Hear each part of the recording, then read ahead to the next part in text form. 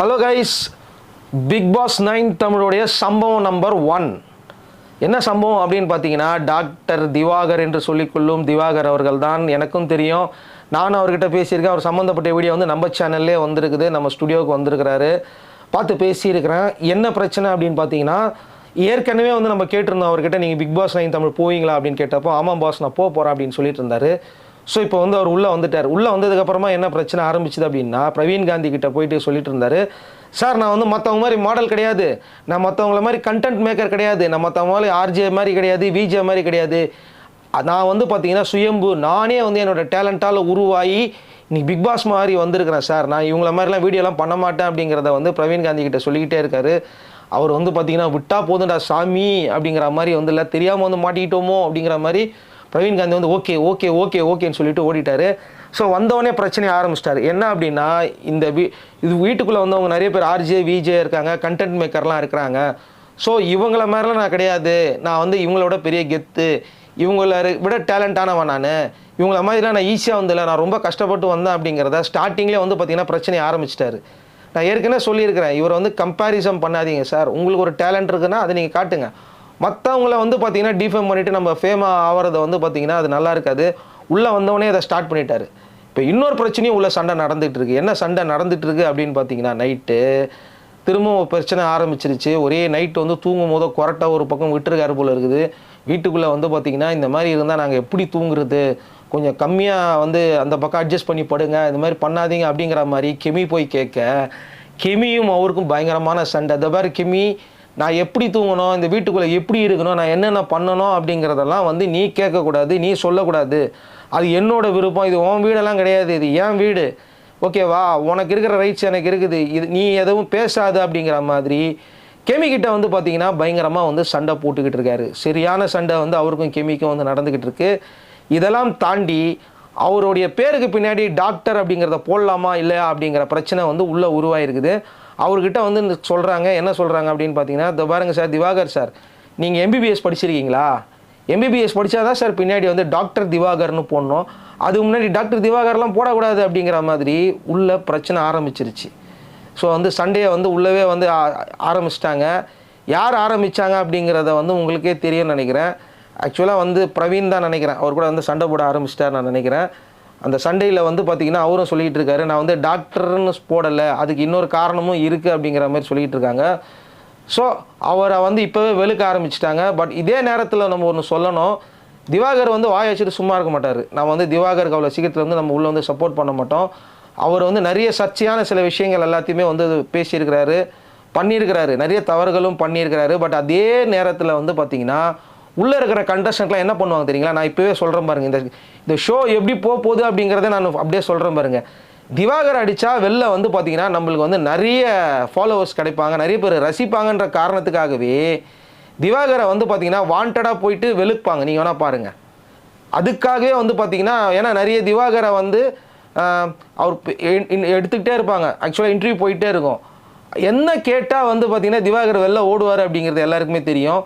அதை மைண்டில் வச்சுக்கிட்டே வந்து சில கேள்விகள்லாம் கேட்பாங்க, அவர் வெளில போயிடுவாங்க. அதை வச்சு வந்து பார்த்திங்கன்னா இங்கே நிறைய வியூஸ் எல்லாம் நிறைய பேர் எடுத்துக்கிட்டு இருந்தாங்க, நீங்களே பார்த்துருப்பீங்கன்னு நினைக்கிறேன். ஸோ அதையெல்லாம் மைண்டில் வச்சுட்டு தான் உள்ளே வருவாங்க.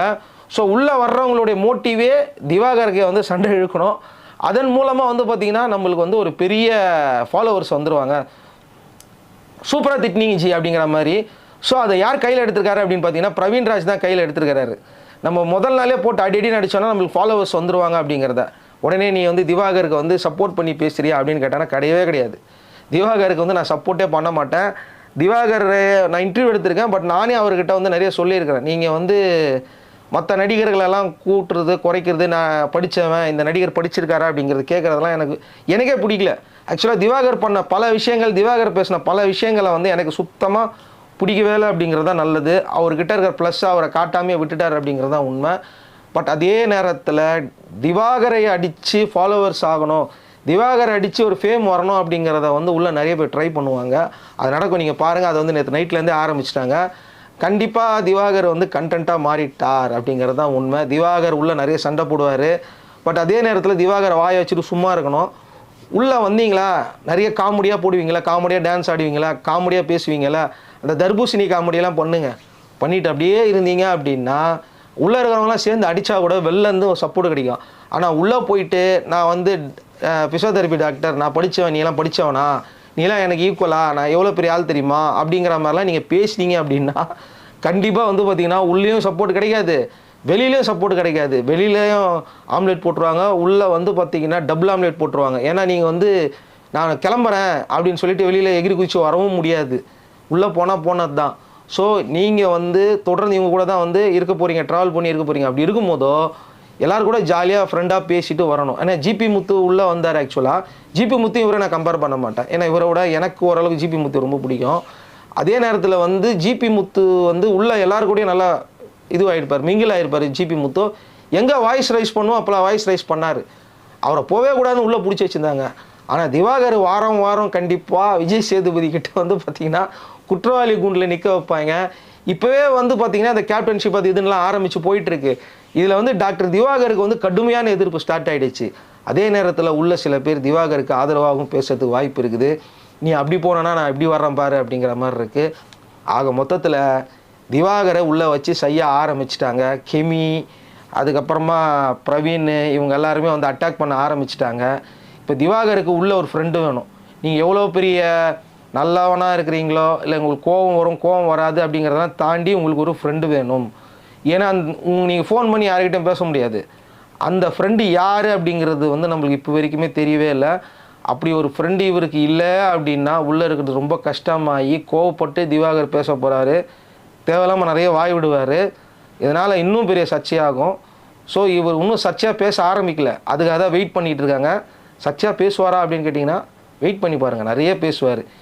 ஏன் அப்படின்னா அவருக்கு வந்து பார்த்திங்கன்னா கண்ட்ரோல், எதை பேசணும் எதை பேசக்கூடாதுங்கிறது திவாகருக்கு தெரியவே தெரியாது. நீங்கள் கேமரா ஆன் பண்ணிட்டீங்க வச்சுக்கோங்களேன், அந்த இடத்துல நான் தான்டா பர்ஃபார்மன்ஸ் பண்ணோம் அப்படிங்கிற பேரில் அவரே வாயை விட்டு அவரே மாட்டிப்பார். எவ்வளோ சர்ச்சையான விஷயங்கள்லாம் பேச போகிறாரு அப்படிங்கிறது நீங்கள் பாருங்கள். ஸோ அவரால் கண்ட்ரோல் பண்ண முடியாது அப்படிங்கிறதான் உண்மை. ஆனால் அதுக்கப்புறமா நிறைய சாரியும் கேட்டிருக்காரு, தெரியாமல் பேசிட்டோமா இது வேணாமா அப்படிங்கிறத சாரியும் கேட்டிருக்காரு. ஸோ உள்ள நிறைய பேர் வந்து பார்த்திங்கன்னா அவருக்கு சொல்லி அனுப்பிச்சிருப்பாங்க, சார் இதெல்லாம் பேசுங்க, இதெல்லாம் பேசாதீங்க, சில கான்ட்ரவர்ஷியான மேட்டர்லாம் பேசாதீங்க அப்படிங்கிறது. அதான் சொல்கிறோம், நம்ம டாக்டர் திவாகரை ரோஸ்ட் பண்ண போகிறதும் கிடையாது, அவருக்கு ஆதரவாகவும் போட போகிறதும் கிடையாது. பட் இது கிடைச்சிருக்கிற திவாகருக்கு கடைசி வாய்ப்பு இதுதான். இதை மட்டும் உங்கள் மேலே இருக்கிற சர்ச்சை எல்லாத்தையுமே அப்படியே ரிமூவ் பண்ணிவிட்டு வரப்போகிறீங்களா, இல்லை ஏதோ நைட்லேருந்தே சண்டை போட ஆரம்பிச்சிட்டிங்களே கெமி கூடயும், ஆனால் பிரவீன் கூடயும் வந்து சண்டை போட ஆரம்பிச்சிட்டிங்க. அதுக்காக மொத்தம் அடிக்கிறான்றதுக்காக அடி வாங்கிட்டு போகணும் அவசியமும் கிடையாது, பதிலும் கொடுக்கலாம் நம்ம. ஆனால் இதில் பேசுகிற விஷயங்கள், மற்றவங்களை அடிக்கிற விஷயங்கள் எந்த அளவுக்கு நியாயமாக இருக்குது அப்படிங்கிறது தான் உண்மை. எனக்கு தெரிஞ்சு திவாகரோட ஃபைட்டுக்கு நடுவில் யாருமே வந்த மாதிரி தெரியல, எல்லோரும் வேடிக்கை தான் பார்த்துட்டு இருந்தாங்க, பெருசாக யாரும் சப்போர்ட் பண்ண மாதிரியும் தெரியல. விக்கல்ஸ் தான் ஆக்சுவலாக அவர் கேப்டன் ஆகிட்டார் அப்படிங்கிற மாதிரி சொல்கிறாங்க. எனக்கு சரியாக தெரியல, கமெண்ட் செக்ஷனில் கமெண்ட்ஸ் பண்ணுங்கள். அதே மாதிரி உள்ளே வந்திருக்கிறதுல வந்து யாருக்கு உங்களுக்கு வந்து இப்போ பிடிச்சிருக்கு, யார் வந்து ரொம்ப இரிட்டேட்டிங்காக இருக்காங்கிறதையும் சொல்லுங்கள். இந்த முறை வந்து இறக்கி விட்டுருக்கப்பட்ட எல்லா கண்டஸ்டண்ட்டும் வந்து பார்த்திங்கன்னா கொஞ்சம் ஒரு வித்தியாசமாக தான் இறக்கி விட்டுருக்குறாங்க. உடனே ஆதிரை சவுந்தரராஜனுக்கு வந்து பார்த்திங்கன்னா ஏகப்பட்ட போஸ்ட் ஓப்பன் பண்ணிடுறாங்க பாருங்கள், ஏகப்பட்ட பேஜ், லவ் பேஜஸ் எல்லாம் ஓப்பன் பண்ணுவாங்க. அது யார் ஓப்பன் பண்ணுறாங்க அப்படிங்கிறது தெரியாது, ஓப்பன் பண்ண ஸ்டார்ட் பண்ணிவிடுவாங்க. இன்னும் ஒரு 5 கண்டஸ்டன்ட் வர இருக்காங்க, அது வந்து இன்னும் நெருப்பு மாதிரி பற்றிக்கும் அப்படிங்கிறது தான் உண்மை. இந்த முறை வந்து பார்த்திங்கன்னா நாங்கள் எதிர்பார்த்த கண்டஸ்டன்ஸ்லாம் வரல, எதிர்பாராத நிறைய கண்டஸ்டன்ட்லாம் வந்திருக்காங்க அப்படிங்கிறதெல்லாம் தாண்டி இவங்க எல்லாருமே கண்டிப்பாக கண்டென்ட் கொடுப்பாங்க, நம்புங்க, கண்டிப்பாக நம்புங்க. ஏகப்பட்ட கண்டென்ட்லாம் கொடுக்க காத்திருக்காங்க. ஏன்னா உள்ளே இருக்கிற பல பேரை நம்மளுக்கு தெரியும் மீடியாவில் இருக்கிறதுனால. ஸோ இப்போதைக்கு நம்ம பேசுகிற நேரத்தில் இதுதான் அப்டேட் ஓடிட்டு இருக்கு. இன்னும் அடுத்தடுத்து யார் வரப்போகிறாங்க அப்படிங்கிற அப்டேட் நம்ம சேனலில் வரப்போகுது. இந்த ஷோ எப்படி போகுது அப்படிங்கிறதும் வரப்போகுது. ஸோ உங்களுக்கு இன்ட்ரெஸ்ட் இருந்ததுன்னா மறக்காமல் ஃபாலோ பண்ணுங்கள், பேக் டு பேக் கமெண்ட் பண்ணுங்கள். BB1லேருந்து நம்மளை யார் ஃபாலோ பண்ணுறாங்கிறத சொல்லுங்கள். பாய், நெக்ஸ்ட் வீடியோவில் மீட் பண்ணலாம்.